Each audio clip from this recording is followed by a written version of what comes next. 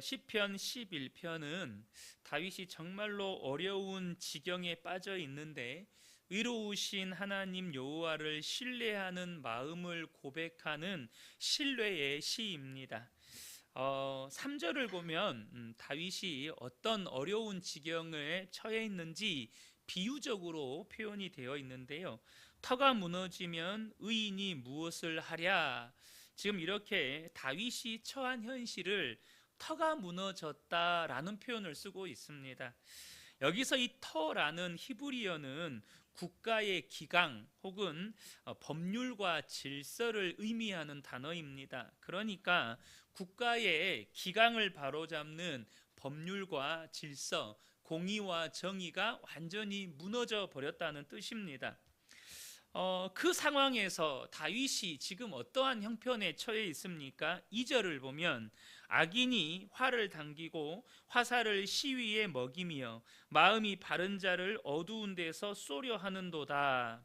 지금 악인이 활을 당겨서 화살을 시위에 먹였는데 그냥 보이는 곳에서 다윗을 향해서 활을 쏘는 게 아니고 은밀하게 숨겨진 어두운 곳에서 다윗이 어디에서 화살이 나오라 오는지도 모르게끔 그렇게 다윗을 향해서 활시를 쏘려고 하고 있다는 것입니다.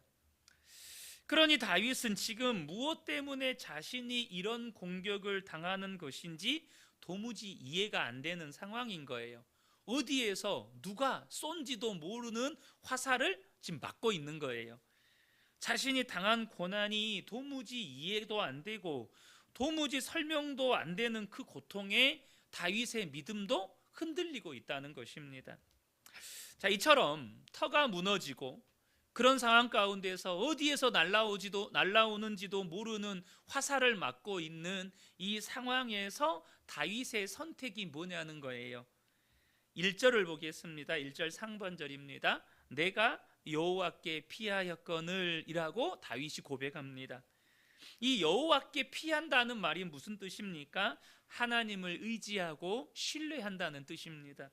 하나님을 바라보고 그러한 상황 가운데에서도 여전히 하나님께 감사하고 찬양하면서 하나님의 구원하심을 기다리는 것입니다. 사랑하는 성도 여러분, 우리가 이래야 합니다. 아멘이십니까?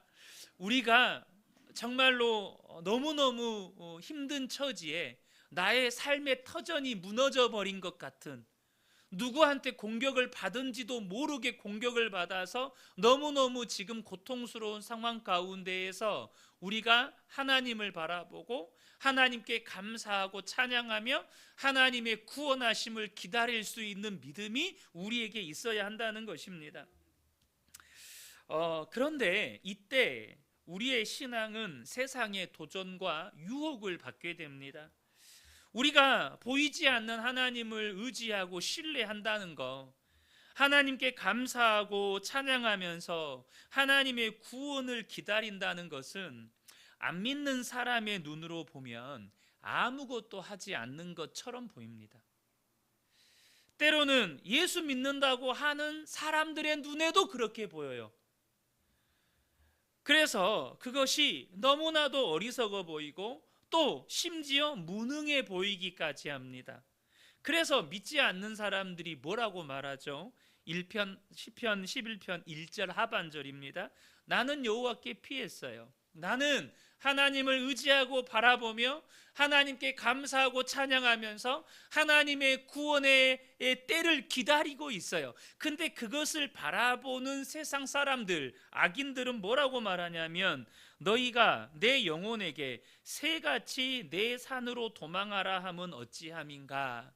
악인들은, 안 믿는 사람들은 뭐라고 말해요? 미련해 보이고 너무나도 무능해 보이는 우리를 향해서 지금 적들이 어디서도 쏘는지도 모르는 화살을 맞고 있는 나에게, 또 언제 또 나에게 화살을 쏠지도 모르는 나에게 하는 말이, 보이지 않는 하나님 찾지 말고 미련하게 기도만 하고 있지 말고 그렇게 무능하게 아무것도 하지 않고 기다리지만 말고 저기 눈앞에 보이는 산으로라도 도망 좀 쳐라 라고 한다는 거예요. 산으로 도망가라. 지금 저기 눈앞에 네가 피할 데가 있지 않냐? 저 산속으로 들어가면 화살을 피할 수 있는 데가 얼마나 많냐? 지금 눈앞에 보이는 산으로 도망치면 너 화살 안 맞아도 되지 않냐? 이렇게 말하죠. 얼마나 합리적이고 현실적이고 또 효율적입니까? 또 그 말을 듣고 눈을 들어서 산을 보면 정말로 그 말이 맞는 것도 같아요. 여러분, 우리의 삶의 문제와 위기 앞에서 하나님을 의지하고 신뢰함으로 기다릴 때 우리에게 부딪혀오는 세상의 도전, 세상의 유혹이 뭡니까? 왜 그렇게 어리석고 무능하냐? 현실적으로 생각해라. 합리적으로 생각해라. 지금 당장 네가 할 수 있는 뭐라도 해라 라는 것입니다. 아브라함이 하나님으로부터 놀라운 축복과 약속의 말씀을 받았습니다. 창세기 15장 4절 5절을 보면 여호와의 말씀이 그에게 임하여 이르시되 그 사람이 내 상속자가 아니라 내 몸에서 날 자가 내 상속자가 되리라 하시고 그를 이끌어 밖으로 나가 이르시되 하늘을 우러러 뭇 별을 셀 수 있나 보라. 또 그에게 이르시되 내 자손이 이와 같으리라. 하나님 뭐라고 말씀하셨어요? 네 몸에서 날 자가 너의 상속자가 되고 네 자손이 하늘의 별과 같이 많을 것이다 라고 약속해 주셨습니다. 그런데 기다리고 기다려도 하나님이 약속하신 자녀를 안 주시는 거예요. 13년을 기다렸습니다. 사라의 인내심에 한계가 왔습니다. 그래서 사라가 아브라함에게 자신의 생각을 이야기합니다. 하나님께서 우리에게 출산을 허락하지 않으시니 당신 내 여종과 동침하세요. 우리가 여종의 몸을 빌려서라도 대를 이어갑시다. 이렇게 이야기합니다. 얼마나 합리적이고 현실적인 말입니까? 우리가 삶의 현장에서 문제와 위기에 부딪혔을 때 얼마나 자주 듣는 말입니까?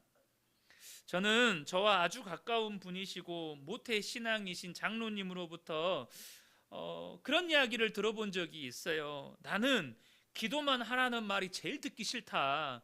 아무것도 하지 않으면서 기도만 하면 하나님이 도와주시냐? 저한테 그런 이야기를 하시더라고요. 제가 그 당시 전후 이제 대화의 내용들이 있으니까 어떤 의도로 그 말씀을 하셨는지는 제가 이해를 했습니다. 그런데 여러분 그 말이 틀린 말은 아닌 것 같은데요. 또 맞는 말이라고도 할 수가 없어요. 왜 그런가요? 여러분 지금까지 인생을 살아오시면서요. 기도 외에는 아무것도 할 수 없는 상황을 만나본 적 없으십니까? 여러분 그래 본 적 한 번도 없으세요? 기도 외에는 아무것도 할 수 없는 상황. 제가 저희 하은이가 모야모야병 진단을 받았을 때 인간적인 노력을 했을까요? 안 했을까요? 여러분 제가 할 수 있는 것 다 했습니다. 당장 인터넷으로 모야모야병이 뭔지 검색하고 우리나라에서 그 분야의 최고의 권위자가 누구인지 검색하고 곧바로 그분 서울대병원 바로 예약 잡고 여기저기 기도 부탁할 수 있는 곳에 기도 부탁하고 심지어 수술 이후에도 몸에 좋다는 거는 정말 할 수 있는 한 다 해보려고 했습니다. 그런데 여러분 정작 아이를 수술방 안에 넣어놓고는요 기도 외에는 할 수 있는 게 아무것도 없어요. 정말로 기도 외에는 할 수 있는 게 아무것도 없어요. 여러분 여러분의 삶에 정말로 여러분이 하나님의 사람이라면 하나님이요 내 힘으로 할 수 있는 것이 아무것도 없는 상황 가운데로 몰아가실 때가 반드시 있습니다. 여러분 그런 경험 없으십니까? 기도 외에는 할 것이 없는 상황. 하나님이 반드시 하나님의 사람들에게 이런 때를 허락하신다는 거죠. 그런데 그때 우리가 사람들의 인간적이고 합리적이고 현실적인 말들에 마음을 빼앗기고 산만 바라보다가 어느 순간 하나님과 하나님의 약속의 말씀에 대한 신뢰를 잃어버리고 눈에 보이지 않는 하나님보다 눈에 보이는 산을 의지하게 된다는 거예요. 아브라함이 사라의 말을 듣는 순간 믿음이 흔들렸습니다. 자기도 13년 기다렸거든요. 그래서 사라의 의견대로 하갈과 동침해서 이스마엘을 낳았습니다.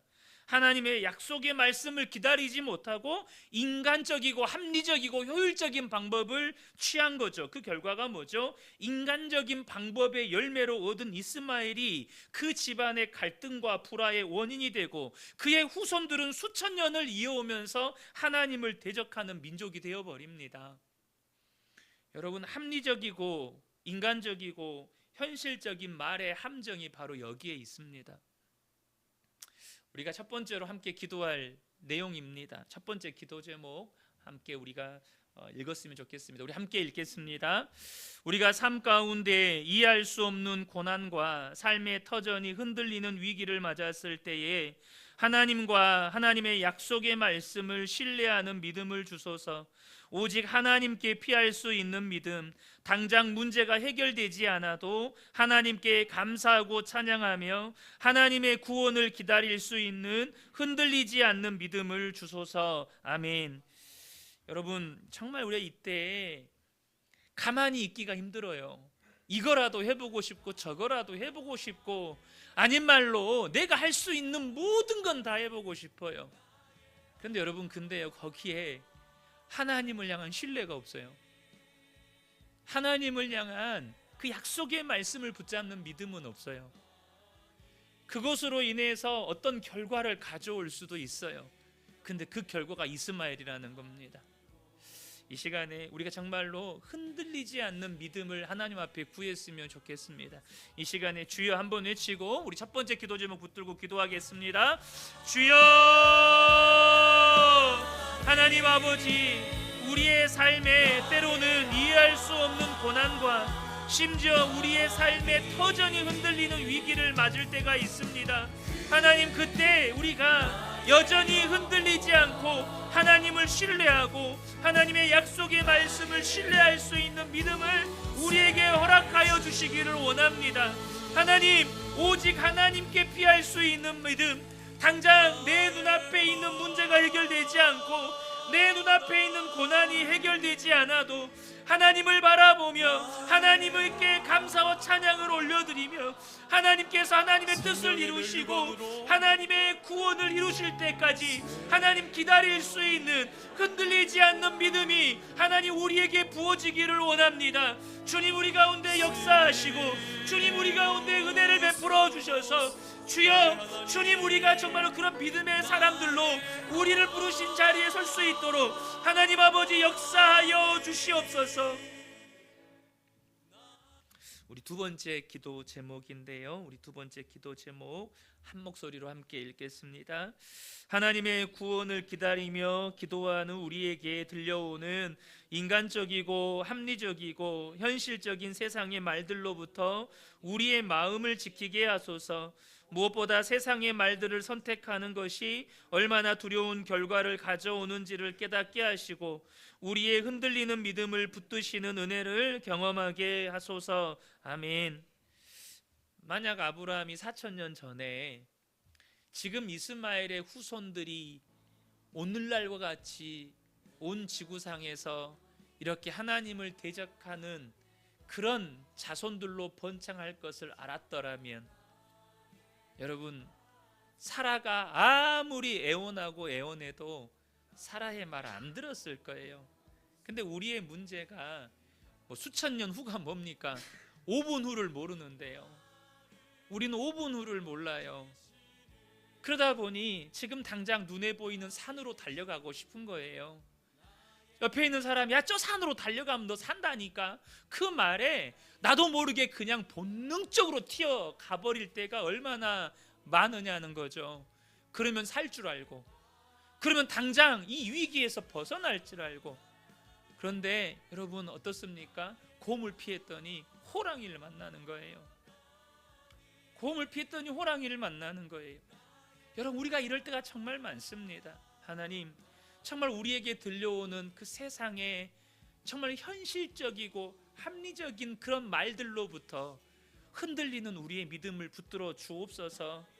정말로 이 세상의 방법, 세상의 소리에 귀를 기울이고 그것을 따라가는 것이 우리의 삶에 얼마나 두려운 결과를 가져오는지, 우리는 알 수 없지만 성경을 보고는 알 수 있잖아요.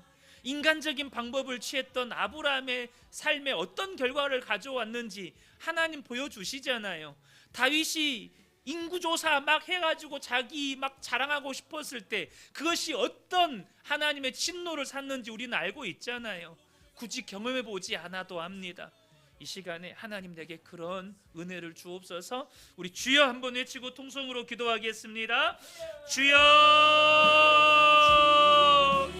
하나님 아버지, 우리가 정말로 믿음으로 주님 바라보고 주님의 약속의 말씀을 신뢰하고 기도하면서 하나님의 구원하심을 기다릴 때 주님, 그때마다 우리에게 들려오는 소리가 있습니다. 눈에 보이는 저 산으로 도망가라고, 지금 네가 할 수 있는 이 일을 하라고, 저 사람에게 도움을 요청하라고, 세상과 타협하라고 하나님, 그렇게 우리에게 하나님 현실적이고 합리적인 세상의 말들이 들려올 때 하나님, 우리의 믿음이 흔들리는 연약함을 불쌍히 여겨주시고 그런 흔들리는 우리의 마음을 하나님 붙들어 주옵소서. 하나님, 우리에게 지혜와 계시의 영을 부어주셔서 하나님 깨닫게 하여 주셔서 주님, 세상의 말들을 선택하는 것, 그것이 얼마나 두려운 결과를 가져오는지를 우리 마음 깊이 하나님 깨닫게 하여 주시고 정말로 흔들리는 우리의 믿음을 붙들어 주시고, 그래서 하나님 아버지, 그럼에도 불구하고 인내함으로 주의 말씀을 붙들고 인내함으로 주님을 바라고 기다릴 때 마침내 우리를 구원하시고 약속의 말씀을 이루시는 신실하신 하나님을 우리 그 은혜교회 모든 성도들의 삶 속에서 경험해 갈 수 있도록 하나님 아버지 역사하여 주시옵소서.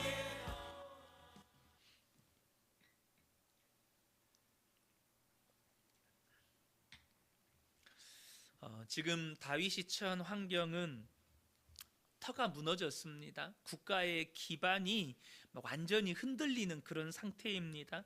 법이 있지만 작동하지도 않고 정의는 집행되지도 않고 악인들이 득세하여서 정말로 의인들을 핍박하고 있는 그런 상황입니다.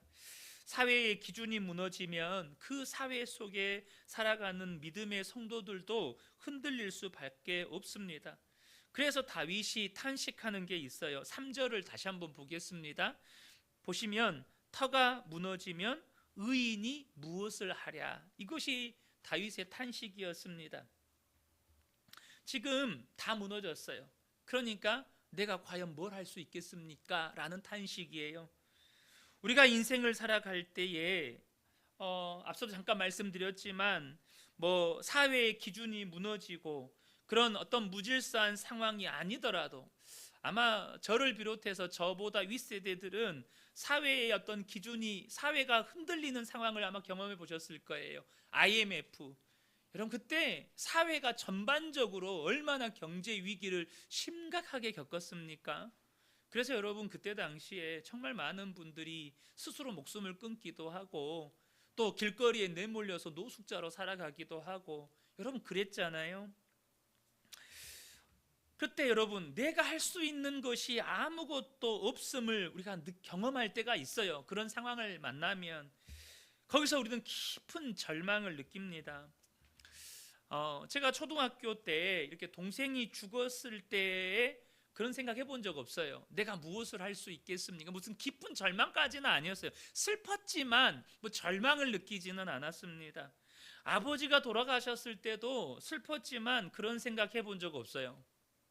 저희 누나가 자살을 시도했을 때도 충격은 받았지만 절망하지는 않았습니다.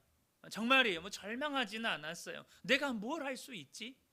그런 절망을 해본 적 없습니다.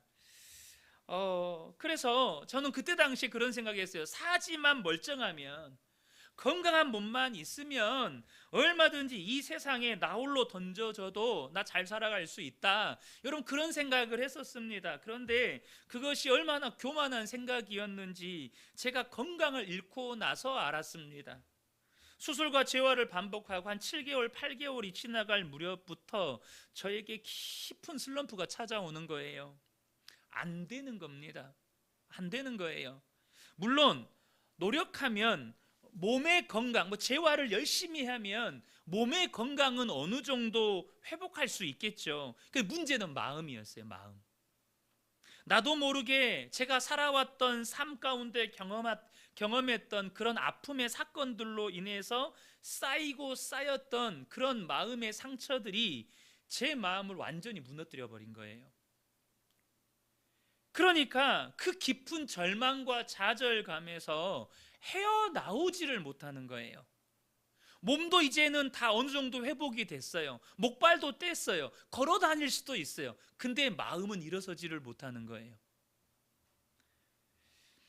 다윗이 의인이 무엇을 하랴, 이렇게 하나님 제가 도대체 뭘 할 수 있습니까? 라고 탄식했던 것처럼 저도 비슷하게 하나님 앞에서 하나님 저 정말로 꿈도 비전도 다 포기하겠습니다, 그렇게 선언을 하고 얼마나 서럽게 울었는지 몰라요. 도대체 내가 할 수 있는 게 뭡니까? 그런데 여러분, 저와 여러분이 이것을 아셔야 합니다. 여러분, 우리는 하나님 앞에 항복하셔야 합니다. 나는 나의 그 무엇으로도 하나님의 나라와 의를 이루지 못하는 철저히 무능한 자임을 선언하셔야 한다는 거예요. 여러분, 지금도 여러분 자신에게서 소망을 찾으십니까? 나 꽤 괜찮은 사람이라고, 나 정말 괜찮은 사람이어서 이대로만 살면 정말 나 하나님 기뻐하는 사람 될 것 같다고 여러분에게서 지금도 소망을 찾으십니까? 여러분, 다윗이 의인이 무엇을 하랴, 하나님 제가 무엇을 할 수 있겠습니까? 라고 하는 이 탄식은 신앙의 패배나 체념이 아닙니다. 이것은 현실을 왜곡하지 않고 직시하는 용기입니다. 무슨 말입니까? 자신이 아무것도 할 수 없다는 이 무력감의 선언, 이 항복 선언은 믿음의 반대가 아니고 믿음의 출발점입니다. 하나님 나는 할 수 없습니다. 하나님 나는 아무것도 할 수 없습니다. 내 힘으로 할 수 있는 건 아무것도 없습니다 라고 하는 이 선언이 여러분 믿음의 출발점이라는 거예요. 야곱이 하나님의 말씀에 순종해서 이제 고향으로 돌아가라고 하시잖아요. 그래서 아내들과 자녀들과 재산을 이끌고 20년 만에 가나안 땅으로 돌아가게 됩니다. 20년간 모은 재산을 딱 보니까 한편으로는 마음이 든든해요. 와, 이 많은 소떼와 양떼며 낙타며 또 이 많은 자식들 하며 이 많은 아내들 하며 이 종들 하며 한편으로는 마음이 든든하지 않겠어요? 야곱이 거부를 이루었잖아요. 그러니까 그런 한편 안심도 되고 의기양양했는데 야곱의 마음 안에 걸리는 게 하나가 있어요. 그게 뭐죠? 자기가 가나안 땅을 떠나올 때 자신이 형에게 어떤 짓을 했는지 본인 스스로가 너무 잘 알아요. 그로 인해서 형이 얼마나 상처받고 분노했는지를 압니다. 그래서 종들을 보내서 형에게 소식을 전하니 형이 400명의 군사를 이끌고 자신에게 오고 있다는 거예요. 이때 야곱이 어떻게 하죠? 여러분, 야곱이 그때에도 인간의 본성대로 인간적인 방법으로 에서의 마음을 풀어보려고 해요. 형을 위해서 예물을 준비합니다. 그것도 4번에 걸쳐서 나누어서 형한테 바쳐서 형의 마음 좀 풀어보려고. 그거로서도 불안하니까 종들 먼저 보내고 자식들 먼저 보내고 아내와 자식들 먼저 보내고 자기 혼자 야복강가에 남습니다. 그리고 그때 야곱에게 하나님의 천사가 찾아옵니다. 하나님과 씨름을 하죠.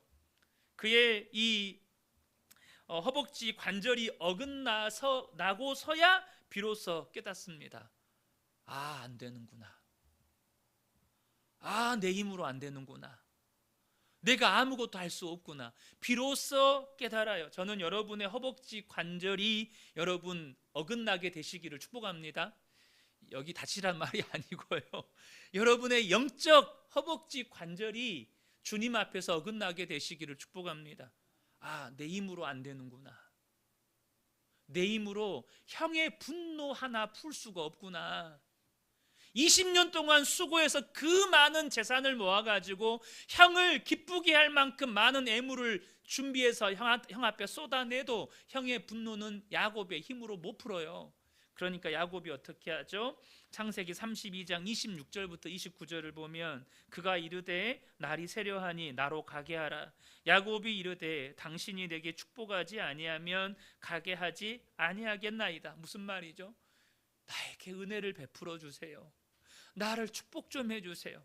나는 이제는 하나님 없이는 안 됩니다. 하나님이 축복 안 해주시면 나 안 됩니다. 이렇게 하나님께 죽고 살고 매달리는 거예요. 그 사람이 그에게 이르되 내 이름이 무엇이냐? 그가 이르되 야곱이니이다. 그가 이르되 내 이름을 다시는 야곱이라 부를 것이 아니요 이스라엘이라 부를 것이니 이는 내가 하나님과 및 사람들과 겨루어 이겼음이니라. 야곱이 청하여 이르되 당신의 이름을 알려주소서. 그 사람이 이르되 어찌하여 내 이름을 묻느냐 하고 거기서 야곱에게 축복한지라. 하나님 앞에서 야곱이 자신의 철저하게 자신의 무능함과 무익함을 선언하고 하나님의 축복을 구합니다. 그리고 야곱이 거기서 비로소 이스라엘로 거듭납니다. 여러분 기억하시기 바랍니다. 나의 가능성이 닫히는 자리에서, 나의 무능함과 나의 무익함을 깨닫는 자리에서 하나님의 진정한 통치가 열리고 하나님의 축복이 열립니다. 여러분, 내가 주님 앞에서 나 죽었습니다가 선언이 안 되잖아요. 그러면 하나님은 나를 다스리실 수가 없습니다. 내가 죽지 않으면 절대 하나님은 나를 다스리실 수가 없어요.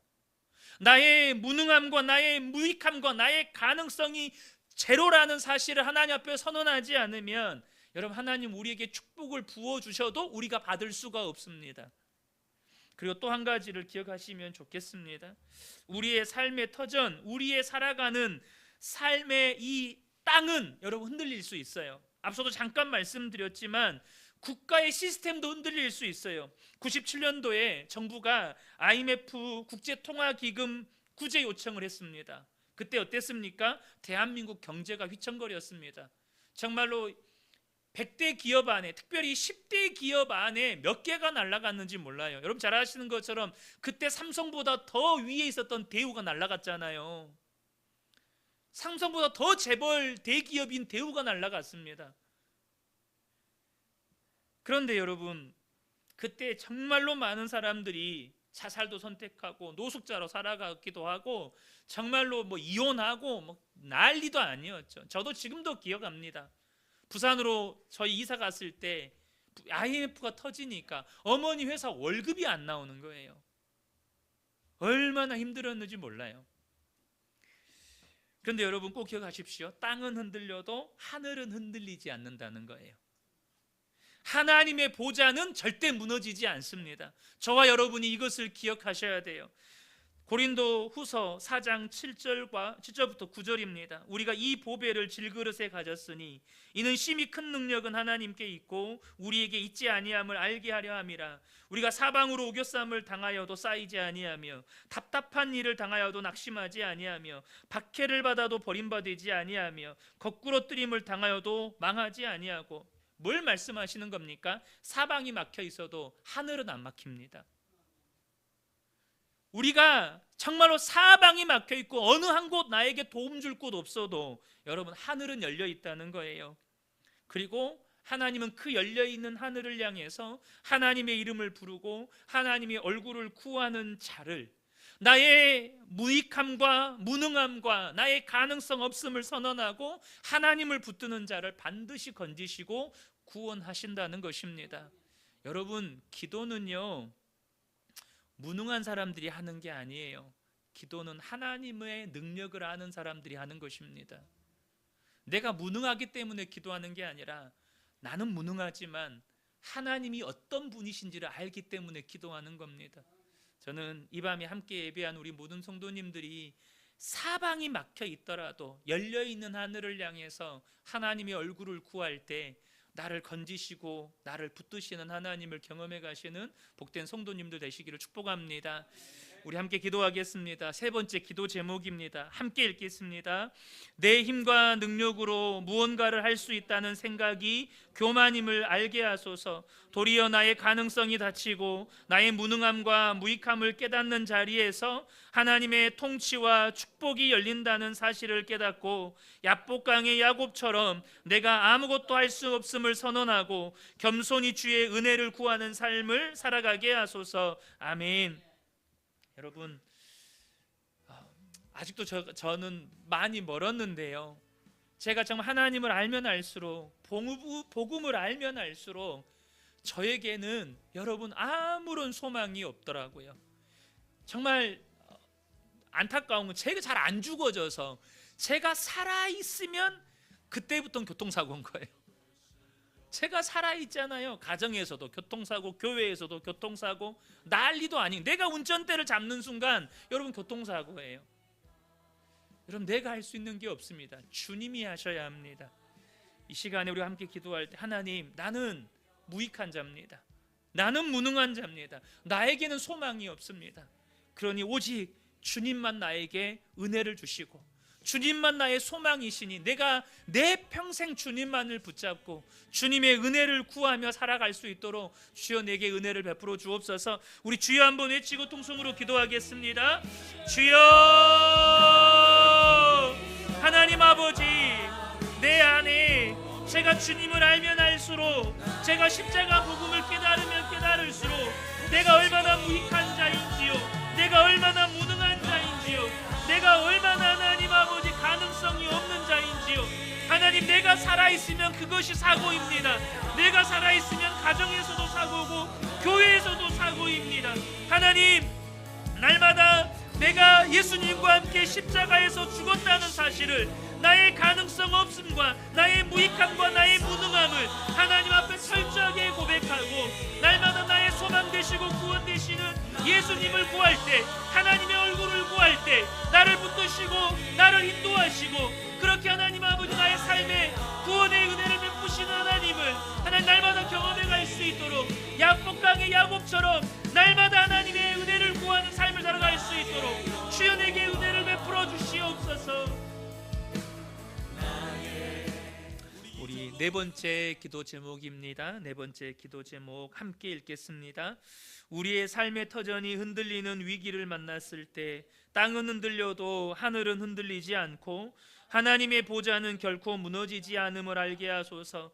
사방이 막혀도 하늘은 막히지 않으니 하나님의 얼굴을 구할 때 나를 건지시고 구원하시는 하나님의 은혜를 경험하게 하소서. 아멘. 여러분, 마지막 기도 제목입니다. 여러분 삶에 지금 사방이 막혀 있잖아요. 근데 하늘 열려 있습니다. 하늘은 한 번도 막힌 적이 없습니다. 그 말은 하나님은 언제나 우리를 향해서 두 팔 벌려서 구원의 손길을 내밀고 계시다는 것입니다. 우리가 기도로 붙잡기만 하면 됩니다. 우리가 하나님을 찾기만 하면 됩니다. 우리가 하나님의 은혜를 구하기만 하면 돼요. 그럼 하나님 반드시 건지십니다. 이 시간에 이 마지막 기도 제목 붙잡고 우리 주여 간절히 외치고 통성으로 기도하겠습니다. 주여,